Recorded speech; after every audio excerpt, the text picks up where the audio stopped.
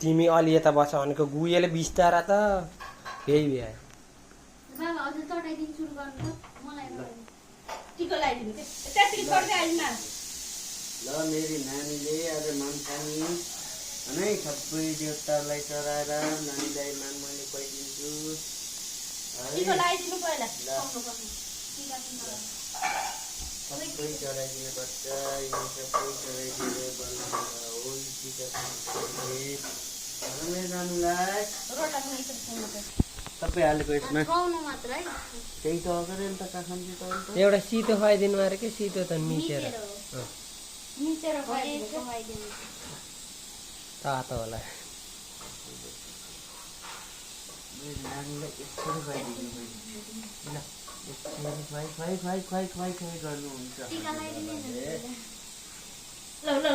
चटाइदिनु त्यहाँ टिका लगाइदिनु बोलेको पनि ला भोलिबाट त्यत्रो होइन भन्छे भोलिबाट त्यति मात्रै खान्छु र ए नानी भात खाने दिन बाडा टिका लगाइदिनु